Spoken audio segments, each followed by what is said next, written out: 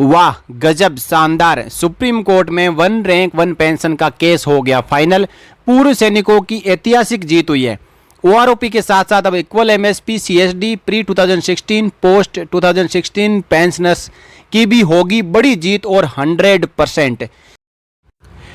तो सबसे पहले मैं आपको ये बता देना चाहता हूँ कि ये केस जुड़ा हुआ है एक्स ग्रुप पे से लेकर प्री 2016 और पोस्ट 2016 को लेकर भारत सरकार ने एक गजट नोटिफिकेशन जारी किया था, जिसमें कहा कि एक्स ग्रुप पे रिवीजन का लाभ जो कि 6,200 रुपये सभी के लिए होनी चाहिए, वो प्री 2016 पेंशनर्स को भी पास की जाएगी। लेकिन पेंशन रिवीजन के बाद और उसके बाद OROP 2 में आपने देखा होगा कि इसमें सरकार ने सही से इम्प्लीमेंटेशन नहीं किया है और दो अलग अलग पेंशन टेबल बना दी गई है, 3600 रुपये की और 6200 रुपये की।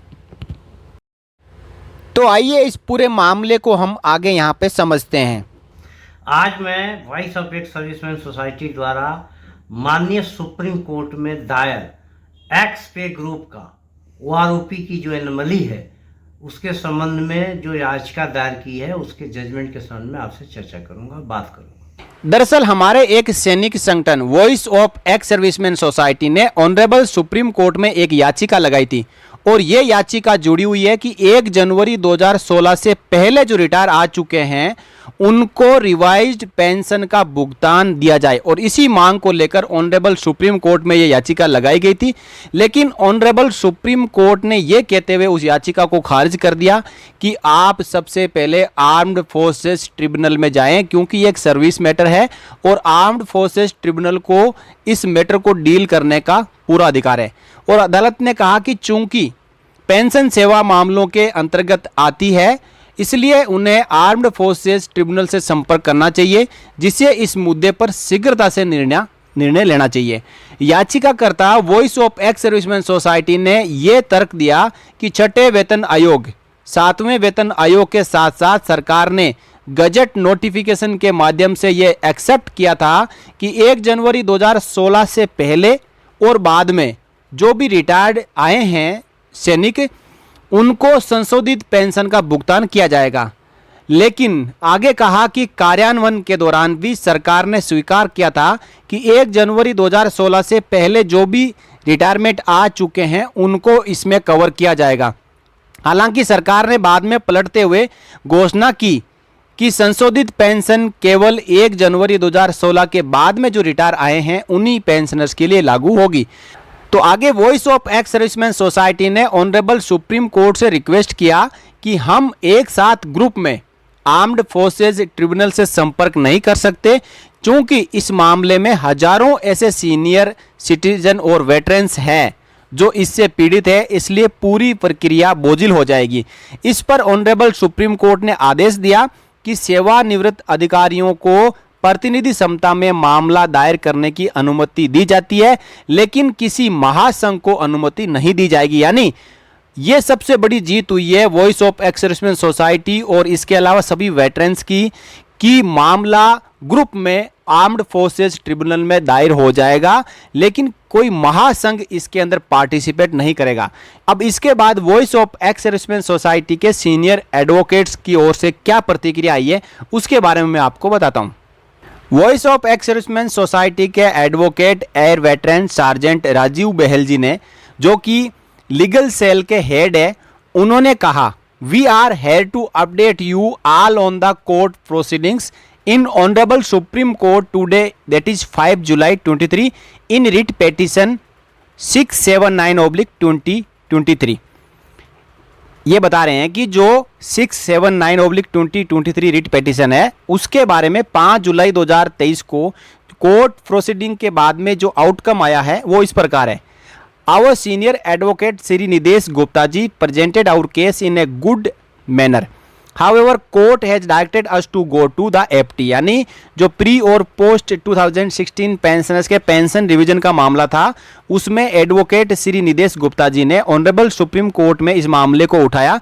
तो ऑनरेबल सुप्रीम कोर्ट ने आदेश दिया कि आप इस मामले को आर्म्ड फोर्सेस ट्रिब्यूनल में फाइल करिए, वहां पे इस केस को दायर करिए। Best thing happened is that Honorable Supreme Court has directed the AFT to entertain voice of ex-servicemen society to represent this case in AFT on behalf of all ex-servicemen, that is in the representative capacity, that a prime facie the case seems to be genuine and AFT needs to deal this case efficaciously। यानी जो बात कही जा रही है कि कोई बड़ा महासंघ इसमें पार्टिसिपेट नहीं कर सकता, लेकिन सैनिक संगठन और सैनिक मिलकर, वेटरन्स मिलकर अब आर्म्ड फोर्सेस ट्रिब्यूनल में अपनी रिट पिटीशन दायर करेंगे और ये मांग करेंगे कि जो सरकार ने प्री 2016 पेंशनर्स के लिए पेंशन रिवीजन का जो गैजेट नोटिफिकेशन जारी किया था उसके मुताबिक सरकार ने पेंशन रिवाइज नहीं की। इसी मामले को लेकर अब आर्म्ड फोर्सेस ट्रिब्यूनल इस मामले को डील करेगा और इसके ऊपर ऑनरेबल सुप्रीम कोर्ट ने यह AFT को आदेश दे दिया है कि आप इस मामले को सुनेंगे। डिटेल्ड ऑर्डर जब आएगा तब उसके बारे में अलग से जानकारी दी जाएगी, which means people need not to file individual cases anywhere in India. यानी अब एक एक करके वेटरन को कहीं केस फाइल करने की जरूरत नहीं है, ये ग्रुप में कलेक्टिवली वेटरन्स और voice of ex serviceman society द्वारा आर्म्ड फोर्सेस ट्रिब्यूनल में केस दायर किया जाएगा। तो इस तरीके की ये पहली बार ऐसी पहल है जिसमें AFT में एक पेंशन से जुड़ा हुआ मामला जाएगा और वो भी ग्रुप में जाएगा जिसमें voice of ex serviceman society भी पार्टिसिपेट करेगी। अब इसके बारे में जल्द ही ड्राफ्ट बनाया जाएगा और जो आर्म्ड फोर्सेस ट्रिब्यूनल जो प्रिंसिपल बेंच है न्यू दिल्ली की, उसमें जल्द से जल्द प्री और पोस्ट 2016 पेंशन से जुड़ा हुआ ये रिट पिटीशन दायर कर दिया जाएगा। तो ये बड़ी खुशखबरी है उन वेटरन्स के लिए जिनको जो प्री 2016 है और जिनको पेंशन रिवीजन का लाभ नहीं मिला था, तो उनके लिए ऑनरेबल सुप्रीम कोर्ट ने एक अच्छा फैसला दिया है कि आप AFT में जाइए और ये सर्विस मैटर है और पेंशन जो सर्विस मैटर में आता है और AFT इस मामले को डील करेगी। AFT में जो भी हमारे एडवोकेट्स जजेस बैठे हैं जो सेना के से ही जुड़े होते हैं, वहाँ पे जो स्टाफ होता है वो सेना से जुड़ा हुआ ही होता है। तो ये एक पॉजिटिव और गुड न्यूज़ है कि वो जल्द इस मामले को समझेंगे और प्री 2016 पेंशनर्स के हित में बड़ा फैसला सुनाएंगे। साथियों, ये जानकारी मैंने आपको इस वीडियो में दी। जानकारी आपको अच्छी लगी हो तो आप वीडियो को लाइक एंड ज़्यादा से ज़्यादा शेयर करें और चैनल पर नए हो तो आप चैनल को सब्सक्राइब कर सकते हैं। जय हिंद।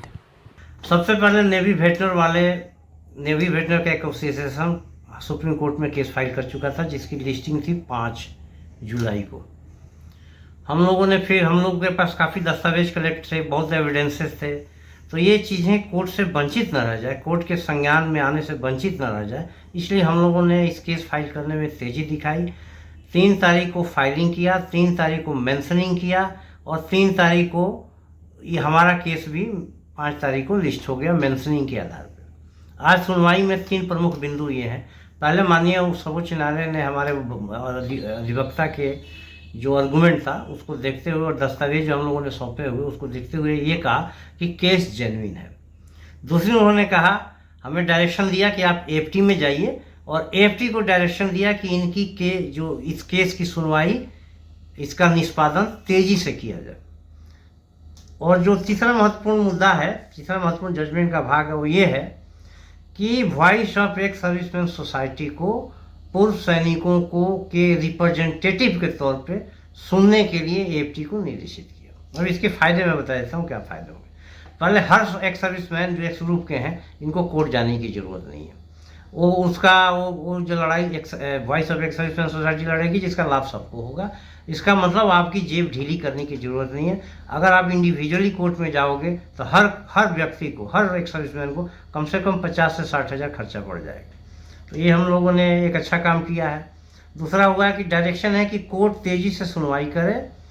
अगर तेज़ी से सुनवाई नहीं करती है, किसी में व्यवधान उत्पन्न होता है, तो हमारे पास ऑप्शन है, हम कोर्ट में जाके फिर दोबारा कहेंगे कि आपके डायरेक्शंस के बावजूद भी AFT में तेज़ी से सुनवाई नहीं हो रही है, लिहाजा आप ये AFT को आदेशित करें कि एक टाइम बाउंड, एक समय सीमा के अंदर इस केस का निर्धारण हो।